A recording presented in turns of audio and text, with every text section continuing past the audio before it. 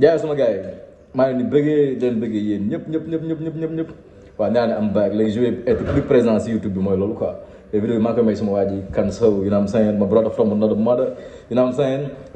balaa dara damay dem sama sponsor muy Jim numéro bi du 77 515 15 16 77 515 15 16 fële si Wakaam mooy jaay iPhone yi léegi ñu def benn recap bu ndaw ci di xaw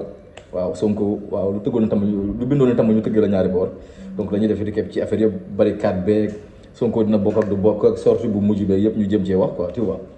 léegi fi ma njëkkee mooy sortie Sonko bi man j'ai vu une personne un peu abattue tu vois pas abattue carrément dans le sens moral mais koo xam ne tey jii maanaam lancé na message mën na ne gars yi man je suis un humain comme vous nit laa comme yéen tu vois parce que nee na leen man damay sentir nit laa comme yéen un mois 25 jours xam nga un mois 15 jours dafa yàgg du benn jour tu vois bëgg wax ne na maanaam tey jii patriote yi ak kii leen bés teg leen ci brique mais mënul ñëw waxee feneen nii parce que bu junjul rek dañ naan après xam nga lan à la sûreté nationale ak affaire yooyu ñu koy jéem a jàpp moo tax dafa junj rek wane ne man nit kese la sonn naa isaan fi nañu bàyyi tey jii jël Sonko naan 1 million de vues ici fële France 24 Sonko tey jii ba lii nee na non wax ji rafet na trop mais jëf dafa daaxati tu vois donc moom sonn naa nee na man nit kese la comme gars yi naan Sonko noonu nii tant que jël siw ñee ko yéenoon nee na amul leneen fii ragal fii maanaam ministre dootu fi dóor nit ay bal isaan fi policier dootu fi dóor kenn parce que tey maanaam dero Sénégal ci wàllu boobu noonu dafa yàqu sur le plan extérieur boo xoolee sax tey ji Macky Sall tax mu gën a reculer loolu la maanaam tey ji gars yi dañoo jël image am yàqu ko ci biti léegi pour mën ne moom tey ji moom il n'est pas le dictateur bi ñu koy peindre noonu loolu tax mu def 3e mandat commencé affaire yooyu noonu quoi tu vois mais le combat continue parce que tey ji Macky Sall c'est l'absent le plus présent man xam naa ne Macky Sall du bàyyi tey ji ba ma xoolee Aliou Sall jour parce que dara dafa fort Aliou Sall ba ko kii gagné maire Guédiawaye bi Ahmed Aïdara Aliou bi ñuy investir kii Macky Sall mi ngi taxaw di góoxi lex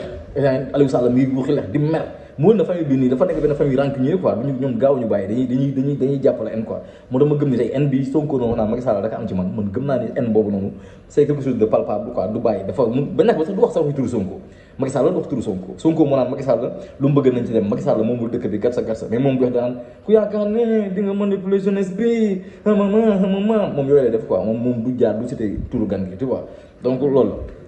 deuxièmement bi mooy tey jii Macky Sall lu ñu bëgg imposer mooy maanaam élection yi présidentielle di ñëw mariage forcé laa ko jàppee man mariage forcé laa ko jàppee parce que tey jii Sénégalais yi mënuñoo toog jox kii bopp Sonko bopp ne moom lañu nopp Macky Sall ne déedéet da ngeen nopp Idrissa Seck par force da ngeen nopp Karim Wade par force tu vois mais loolu si ban dëkk la jàpp opposant tamit barricade këram mais lii vraiment lii dafa amul sax élégance quoi beneen lii Sonko mi naan gars yi nañ acte nii mais gars yi tamit du ñu ñëw isaan fekk policiers yi foofu noonu cité kër góor gi ñu ne dañuy dóor gars yi ne voilà gis ngeen ay rebelle lañ il défie la justice le combat ne doit pas se mener de la sorte man li ma jàpp moom mooy lan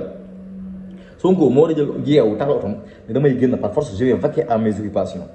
moom mu xam ndax moom prisonnier la wala dañ koy jël pour yóbbu ko kaso wala dara parce que mënuñu ko condamné ba pare nekk 2 ans te duñ ko jël duñ ko yóbbu tegee so présence Sonko foofu noonu mi ngi nuire ci maanaam tey jii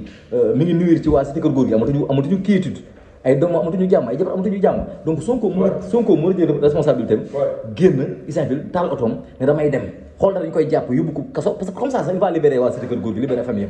tu vois man loolu laa gis quoi mais pas muy xaar tey ji gars yi def bloc ñëw parce que gars yi loolu ñuy xaar gars yi def bloc ji di barricade ñu ne voilà gis nga rebelle lañ waa ji lee condamné ñu ñëw di affaire la mais Sonko moo war a xam moom parce que Sonko du temps ñu toog këram rek moom day jàpp ne kon prisonnier la kon moom daal di ñu ko teg moom dafay nangu quoi man bu man Sonko bu toogee këram moom dafa jàpp ne prisonnier la daal di ñu ko teg nangu na mais tey ji bu jàppee ne ñu ko teg du yoon Sonko day yeewu suba teel na dama yeewu je vais vaquer à mes occupations léegi bu ko policiers yi jëlee yóbbu ñu xool parce que pour man élément déclencheur bi Sonko la Sonko waru xaar ci gars yi ñu ñëw ci moom c'est lui l'élément déclencheur mais tant qu'il reste nag ñëw toog man ne ko ñu séquestré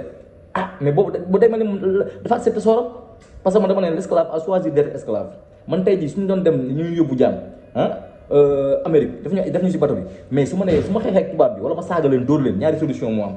ñu dóor ma ba ma dee ma tëdd wala ñu tëmbal ma si géej gi léegi man suñu defee loolu rek après man je suis libre donc Sonko tant que mi ngi toog di nangu soor bi ñu koy teg noonu mu toog këram noonu mais moom dafa nangu ne moom dafa nangu ne moom prisonnier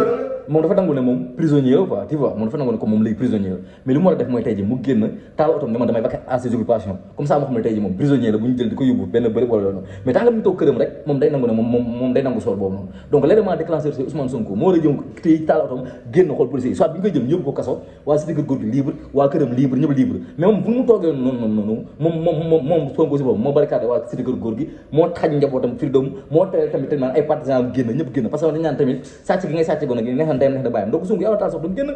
parce que y a pas de fumée sans feu mais tant que yaa ngi toog rek defal yow li ñu lay infliger yow tu te constitues comme un prisonnier buy purgé tu vois ça devient ridicule à la fin quoi donc loolu bul xaar gars yi ñëw